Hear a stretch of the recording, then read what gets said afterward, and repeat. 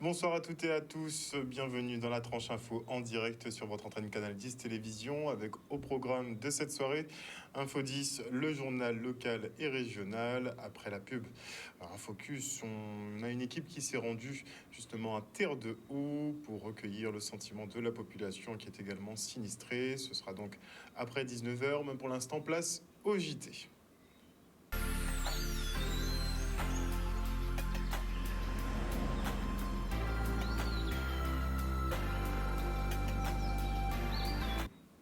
Nous sommes le mercredi 21 septembre 2022 et comme je vous le disais, nos équipes se sont rendues hier à Terre de Haut qui a subi pas mal de dégâts suite au passage de la tempête tropicale Fiona. Comme la Guadeloupe continentale, les Saintois ont été vraiment surpris par le niveau de l'eau, du jamais vu pour les riverains qui remettent en question l'écoulement des eaux pluviales. Regardez.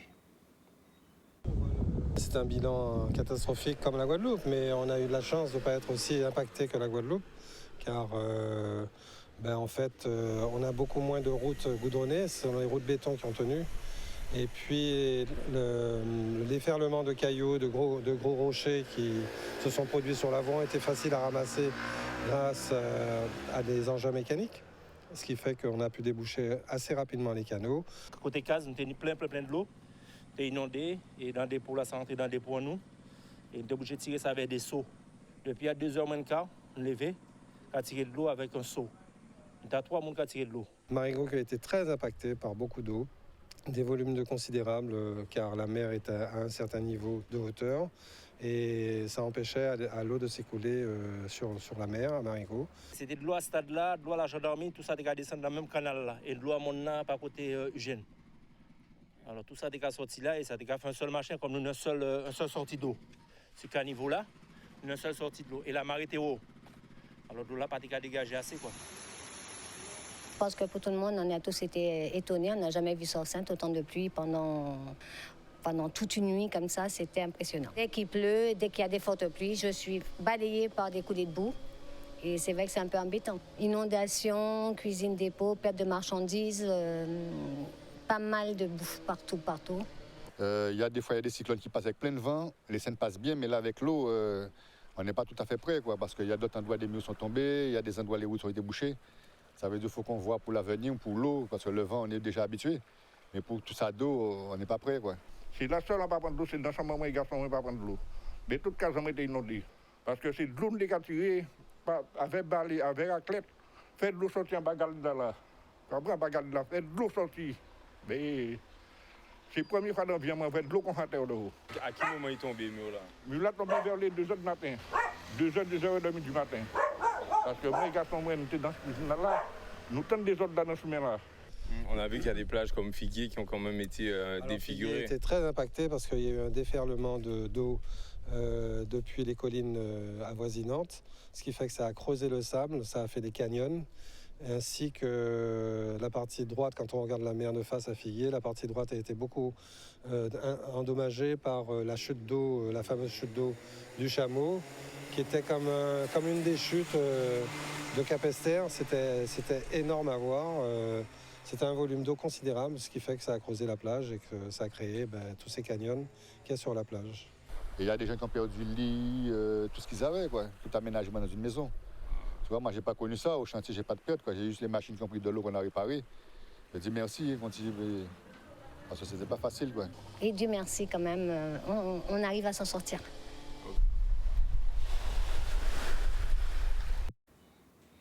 Et on apprend à l'instant que la passerelle piétonne qui est située sous le pont du Galion à Basse-Terre, eh bien, elle s'est effondrée. On a quand même un bilan assez léger, heureusement. 4 victimes, 3 légèrement blessées et une qui a quand même été... une qui est indemne. Merci, c'est bien. C'est très très bien. Donc les pompiers sont en intervention justement donc au niveau de la passerelle piétonne qui est sous le pont du Galion. Je le répète, qui s'est effondrée.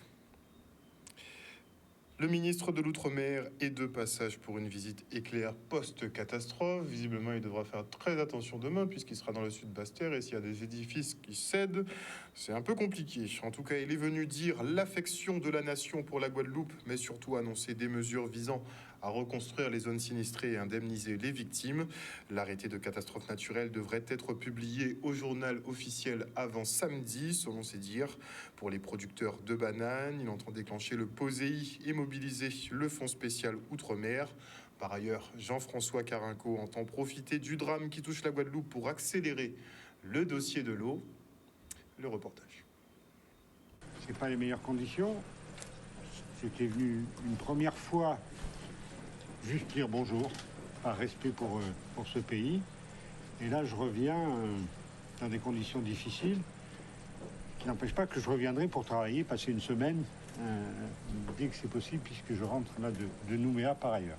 D'abord, une pensée pour la personne décédée, sa famille. C'est un miracle qu'il n'y en ait eu qu'une, compte tenu de la force des éléments. Voilà. Le président de la République, le Premier ministre, Darmanin, tout le monde s'est mobilisé. Ils m'ont dit, Monsieur le ministre, à vous d'y aller pour dire très publiquement, très fortement l'affection de la nation à la Guadeloupe au moment où elle souffre.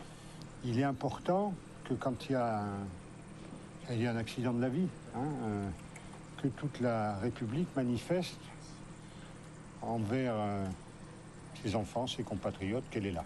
La bonne nouvelle, je vais en donner qu'une aujourd'hui, c'est que l'arrêté de catastrophe naturelle sera publié au JO, en tout cas avant samedi. On m'a dit vendredi, mais je prends un petit... Vous m'engueuleriez tous si jamais j'avais 24 heures de retard, ce qui ne change rien, mais donc je prends une marge de sécurité. Ce qu'on en parlait avec Guy Osbar dans l'avion, ce qui est exceptionnel, exceptionnel. Alors on aura le temps de voir l'ensemble des mesures. Au-delà du soutien du gouvernement que je représente ici, il m'importe de voir avec les élus ce dont on a besoin. Vous avez des problèmes d'eau. Un certain nombre qui sont de ce côté-là, des nitros, n'ont pas d'eau chez eux. Vous avez des problèmes de route. Vous avez des problèmes de route. Vous avez des problèmes d'eau immédiats, mais ça met en avant le problème du SMEAG et des canalisations. Et finalement, peut-être que ça va nous permettre d'avancer plus vite. Ça va nous permettre d'avancer plus vite, et c'est quelque chose. Et le problème du relogement, et ça ne m'a pas étonné quand on m'a dit il n'y a pas beaucoup de problèmes de logement immédiat parce que les Guadeloupéens, ils vont chez la famille qui les accueille. C'est pas comme ça à Paris. Donc, on va faire pour les producteurs de bananes, faire en sorte de déclencher la clause exceptionnelle du POSEI pour qu'ils y aient droit, même si la production n'est pas là. Ça devient une aide à la survie. Le fonds spécial Outre-mer sera activé. Je ne vais pas tout dire parce que je vais en parler aux élus. Une vraie mobilisation, avec peut-être un merci particulier, parce que j'ai beaucoup travaillé à son existence, à son arrivée ici, au RSMA, qui, je pense, les jeunes Guadeloupéens qui sont là, ont fait le job pour aller nettoyer, pour aller donner la main, pour aller, voilà. Et à quelque chose, peut-être, si on peut dire quelque chose malheur est bon, faut pas raisonner comme ça d'habitude, mais au point où la cata qui est là, avec les inondations, fait que ça nous pousse à agir vite et mieux. Et on a un certain nombre de mesures dont je vais parler avec le président du SMEAG, avec le président Chalus, avec le président du département, pour qu'enfin on avance. Voilà. Et en attendant cela, plusieurs centaines de personnes sont sinistrées et ont perdu la totalité de leurs biens. Elles attendent avec impatience la reconnaissance effective de l'état de catastrophe naturelle. Ce dernier déclenche des garanties auprès des assurances qui, dans la foulée, pourront effectuer les versements. Pour les personnes non assurées, il vous faudra vous tourner vers votre mairie pour disposer du fonds de secours. On fait le point avec Valentin Marié, vice-président du comité des assureurs anti-Guyane. Comme je le disais, il y a une dizaine de jours pour effectuer la déclaration, sachant que, comme pour les précédents événements qu'il y a eu lieu sur la zone anti-Guyane, quasiment tous les assureurs ont reporté ce délai. Donc, je n'ai pas encore le détail de qui, mais la majorité des assureurs reportent ce délai. Et pour la partie indemnisation, c'est pareil, il y a des délais légaux, mais qu'on va essayer de raccourcir au maximum. Dans les 2 premiers mois, il doit y avoir une provision minimum sur les travaux, réparations, etc. à effectuer. Et donc, on a 3 mois au maximum pour régler. Sachant que, bien entendu, le maximum est fait pour être bien antérieur à l'ensemble de ces délais. De la même façon que si des personnes ont besoin en urgence d'effectuer des réparations pour éviter des dégâts des eaux plus importants, etc., bien entendu, elles peuvent effectuer ces réparations en conservant, bien entendu, les factures et les photographies permettant de justifier les sinistres. Beaucoup de sinistrés, malheureusement. Les premières démarches à effectuer sont pour les personnes de sauvegarder au maximum ce qui peut l'être, donc mettre en place des mesures de protection et bien entendu prendre un maximum de photos, vidéos afin de pouvoir effectuer leur déclaration d'assurance auprès de leur assureur dès que possible, donc, même s'il y a des délais légaux qui sont de 10 jours en cas de déclenchement de la catastrophe naturelle, pour laquelle nous attendons pour l'instant la validation et parution auprès du journal officiel en fonction des différentes communes qui sont touchées. L'état de catastrophe naturelle permet le déclenchement de certaines garanties, je pense notamment garanties en cas de glissement de terrain, qui sont elles déclenchées en cas de catastrophe naturelle. Donc là, chaque commune doit en faire la demande. Sur le site de la préfecture d'ailleurs de Guadeloupe, il y a un lien direct pour les communes afin qu'elles puissent effectuer la demande de façon facilitée. Ça permet effectivement de déclencher des garanties complémentaires qui ne sont pas initialement acquises au sein des contrats sans le déclenchement de la catastrophe naturelle, en l'occurrence pour toutes les personnes assurées, d'où l'intérêt effectivement d'être assuré. Pour celles qui ne le sont pas, en revanche, il faudra se rendre auprès des mairies pour effectuer une demande auprès du Fonds de secours de l'Outre-mer. Une interview signée Maxime Morel. Et depuis dimanche, des jeunes du RSMA aident la population au nettoyage des habitations et zones sinistrées. Le reste en image. Depuis dimanche, on a été mis sur le pied d'œuvre suite à la demande de concours préfectoral. Le régiment a su se montrer très réactif puisqu'il a mis de suite en œuvre les matériels majeurs du régiment, c'est-à-dire tous les matériels de travaux publics, engins comme enginistes, et donc une section légère d'intervention, donc principalement constituée d'hommes. Donc en fait, effectivement, on a pu arriver sur ce site dans les plus brefs délais. Et effectivement, vu cette tragédie, en fait, on a pu apporter notre soutien à la population immédiatement. Et l'avantage que j'y vois là-dedans, c'est que les jeunes, au-delà de leur formation professionnelle, ont pu vivre une action au-delà de l'opérationnel, puisqu'en fait, c'est bien la mise en pratique de leurs connaissances qui a été mise sur le terrain. Et c'est en adéquation aussi avec la tenue de l'uniforme, puisqu'en fait, au travers de l'action menée dans le cadre de la citoyenneté, en fait, on est tout à fait dans le cadre de ce que fait le RSMA. Donc là, on est à 23 hommes sur le terrain, principalement constitués de cadres et beaucoup de jeunes qui sont actuellement en formation dans nos murs. Et j'insiste lourdement, en plus, sous les yeux de la population, j'espère que ça donnera aussi l'envie à d'autres jeunes de venir suivre, au-delà d'une formation professionnelle, une très belle aventure. Là, on mène une action particulière puisqu'en fait, cette personne est handicapée et elle sortira de l'EHPAD vendredi. Donc derrière tout ça, il y a aussi une action sociale où ils ont pour mission de remeubler le logement. Et pour ce faire, en fait, on nous a demandé à ce qu'on nettoie tout ça pour que la personne puisse revenir vivre dans son domicile dès vendredi. Je suis la fille de Madame Césaire Gédéon, c'est ma mère, c'est elle qui a tout perdu.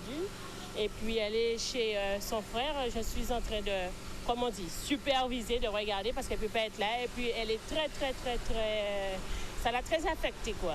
Vous savez, plus on a des renforts, c'est bien parce que tout petit mec qu'on peut avoir, c'est bien. Ça nous a vraiment aidé énormément parce que, surtout ici, là, j'étais au moins, quand j'étais debout et je voyais le toit. Alors, c'est qu'il y avait du sable de partout et ça nous a...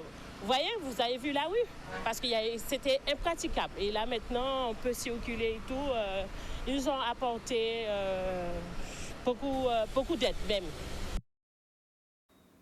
On se rend maintenant au village de bord de mer de Capesterre-Belle-Eau qui a également subi de gros dégâts. Alors pour permettre aux artisans de pallier à quelques dépenses urgentes, la Chambre des métiers débloque une aide immédiate de 1 500 €.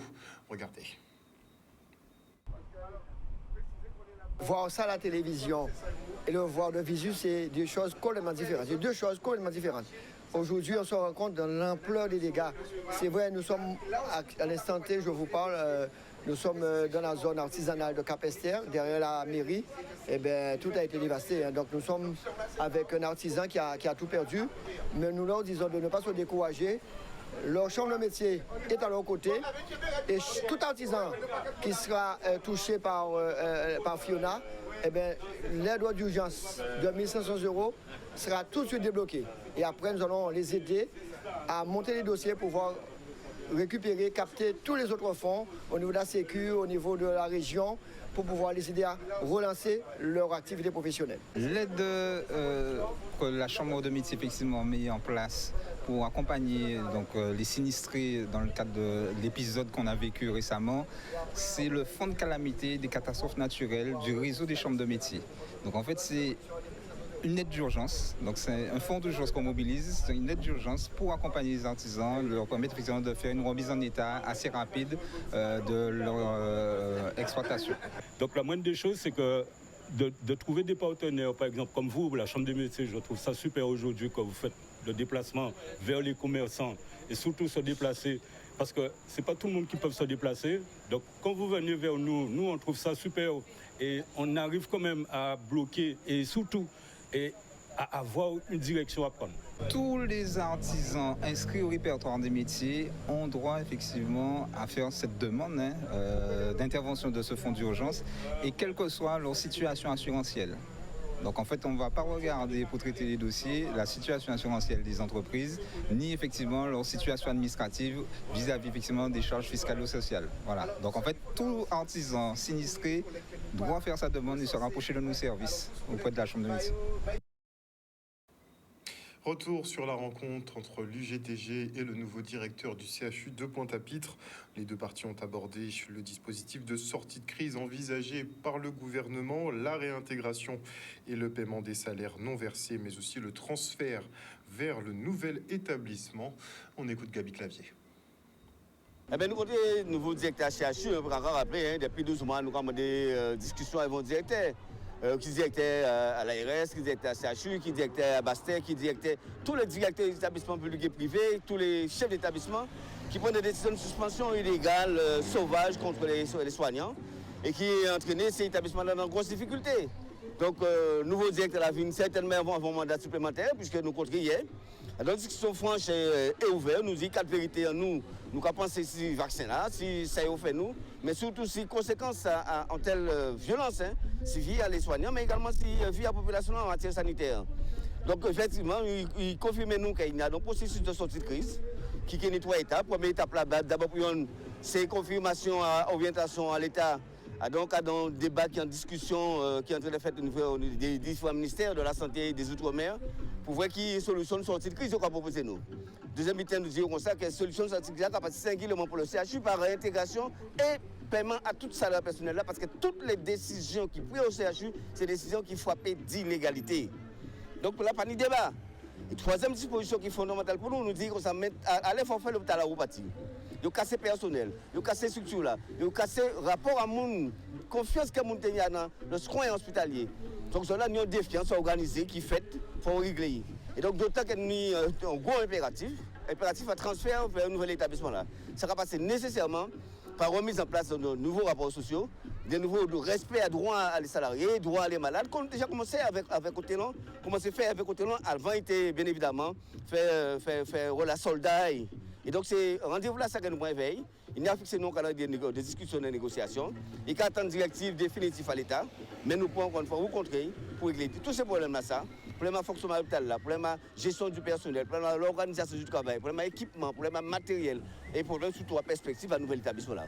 Et ça, c'est impératif que nous faisons aujourd'hui là, parce qu'encore une fois, l'économie, ça suffit. Qui en termes juridiques, qui en termes d'organisation des soins, qui en termes de qualité de vie au travail, ça suffit.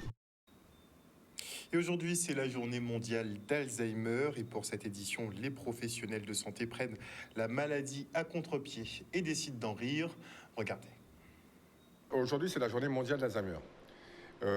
Par contre, on a voulu faire cette année une journée mondiale festive. L'Alzheimer, c'est la maladie de l'oubli. C'est-à-dire que ce sont des gens qui, hélas, finissent par oublier ce qu'elles faisaient il y a quelques minutes.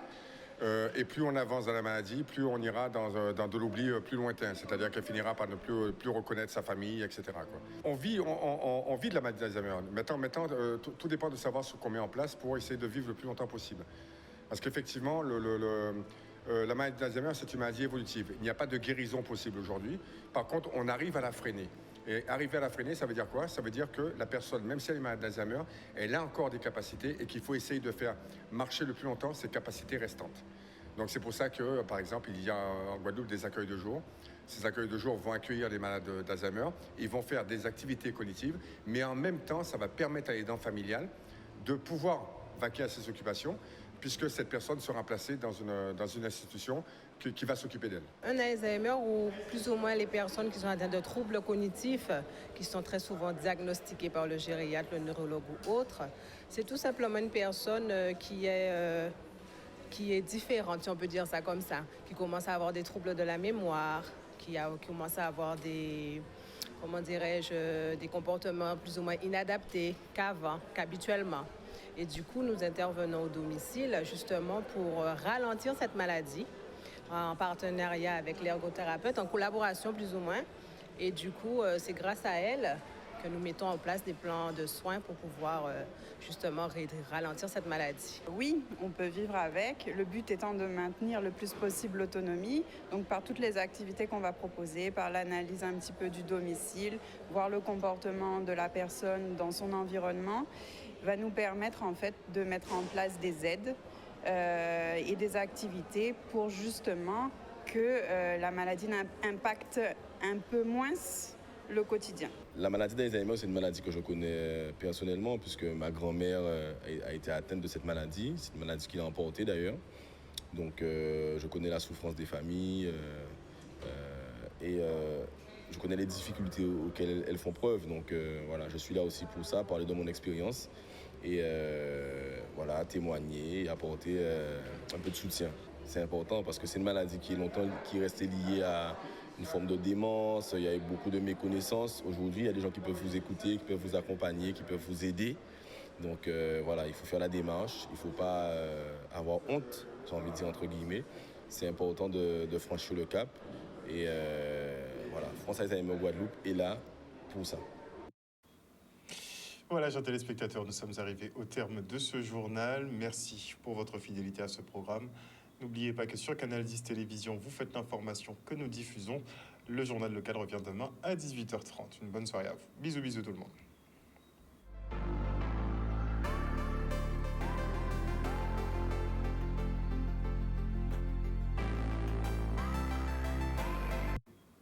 À venir dans la tranche info en reportage justement sur les sinistrés des Saintes de Terre de Haut plus précisément. Ce sera après la coupure pub de 19 et je dis bonsoir à tous les internautes connectés. Germaine Nem, Jimmy Kamagouva Alia, Perle de Karukira, Franck Abar, j'aime bien le général qui nous dit bon, on saura pas ce qui est fait avec les fonds de secours.